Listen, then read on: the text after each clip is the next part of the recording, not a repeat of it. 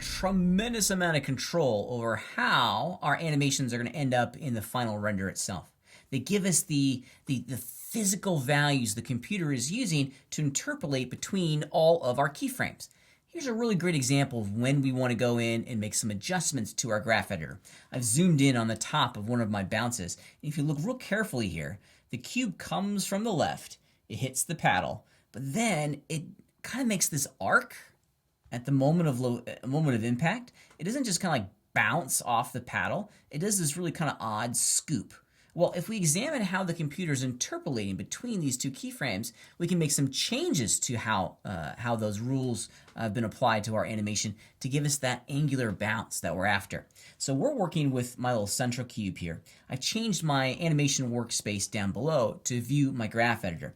Now, if you're not in the graph editor, if you're in your dope sheet, which is what this looks like, of course, naturally you can go to this part of our interface and choose under the animation area, graph editor, excuse me, right there. Here's another great little keyboard shortcut, one that I would recommend that you commit to memory because you're going to be going in and out of your dope sheet and graph editor all the time.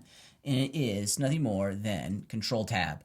Control Tab, if your cursor is down inside of your timeline in this area, Control Tab is going to flip back and forth between your dope sheet, graph editor, dope sheet, graph editor. Makes it handy. Makes it really fast to go in and out of all of these movements. Okay, so the X location channel for this particular animation is the one that causes the problem itself. If you look very carefully at how the computer is interpolating, transitioning between these two values, we can start to see the problem unfold in front of us. This little hump here inside of our function curve is producing that scooping effect. Remember, with the graph editor, we're plotting points and animation information across two different axes, time and value. The left and right axis is time. The up and down axis is value. And for this particular, it's location value, right? Okay, so if you look here, if this is time and value, it is changing its location faster than time is advancing. Because look, it's changing location throughout this entire area in here, which is producing that scooping effect across our movement. We want it to be a little bit more angular. We don't want it to be changing its location up at the top of the curve. It produces a real nice, smooth, even, kind of slowed, eased movement. But for us to create that bounce effect, we need to go in and adjust our graph editor. We need to change the handle type for this keyframe up here. So here it is at the moment. We get that scooping effect because it's changing its location across a real wide area of time, which we don't want. To create that bounce, we want it to only change its location once it hits the keyframe. So it shouldn't be moving left and right until boom, or changing its value until it hits the keyframe. Okay, let's go in and take a look at how we can adjust the handles to get the result that we're after, because all of this is an edit. We don't need to add more keyframes. We just need to edit the keyframes that we currently have, and the graph editor allows us to do this. So we're going to change the handle type of this keyframe. So I'm on X location. I've selected it. I know it's selected because it's got an orange center. Now, when you select the keyframe in the graph editor, you're going to get these tangent handles that allow us to change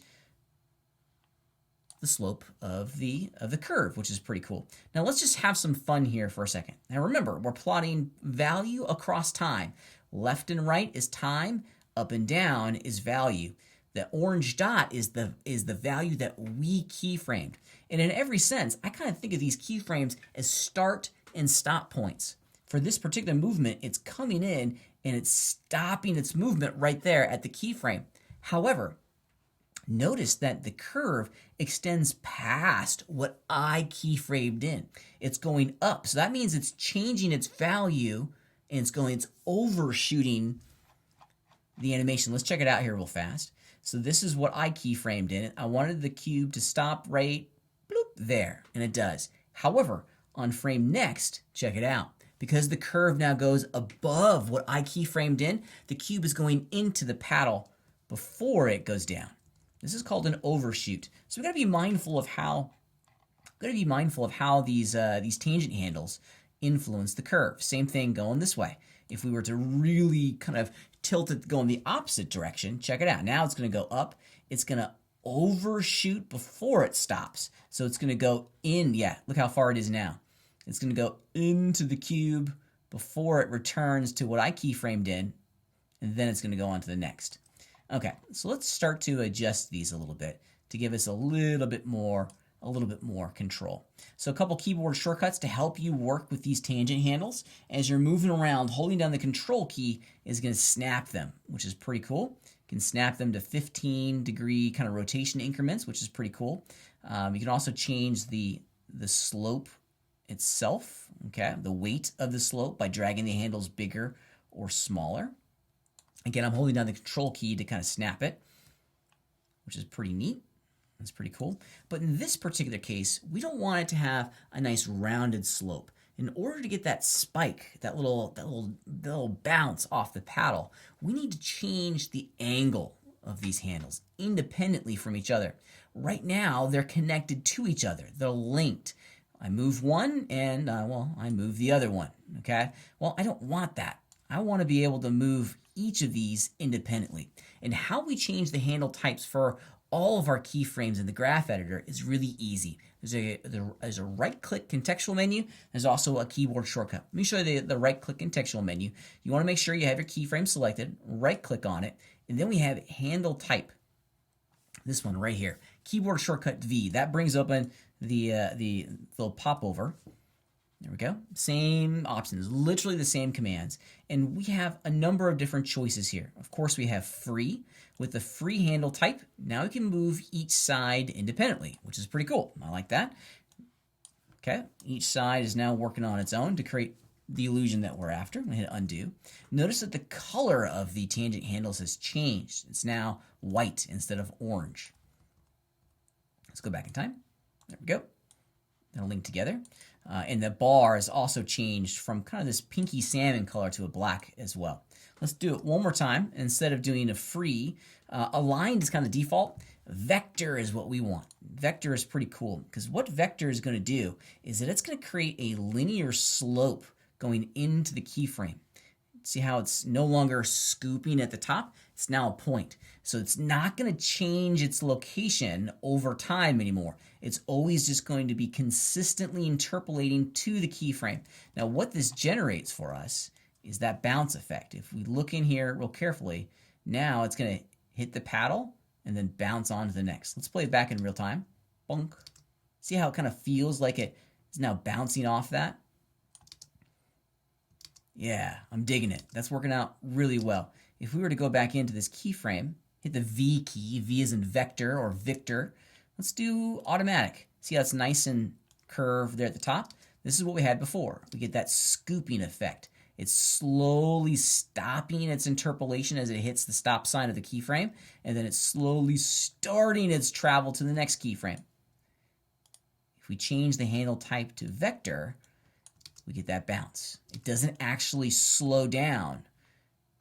It just keeps going, which is pretty cool. Great for bounces when we want things popping off each other. Okay, let's do it one more time. If you look very, let me zoom out here a little bit. All right, bunk, bunk. All right, I'm gonna go back in time a little bit here.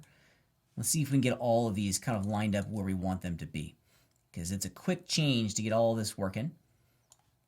I'm gonna grab this bottommost one, hit the V key, change it to vector. Let's do all of the tops, just a vector, see what we get. Yeah, and then this one will be vector as well. Okay, let's play our animation now. Back to the beginning. Yeah, we're getting there. We're getting there. It's starting to look better. We still have some work that we need to do. If you look very carefully, on one axis it's working well, but we're still getting a scoop that's coming from the Z axis. So we need to make some changes too. So we have to go and kind of do this level of work on all of the transform channels that have been keyed. So let's do it on the Z axis here real fast. Vector. This one up here is going to be, vector as well. this guy really isn't doing much inside of our animation. See how the curve is real subtle? We're going to keep it in there. These two keyframes on the Z channel, they're really not doing a whole lot in this moment because the curve, the arc doesn't change all that much. It really doesn't have a big function, so you don't necessarily have to change it to vector on this one, on those two. This one, we'll put it at vector as well. Let's see what we get now for our animation.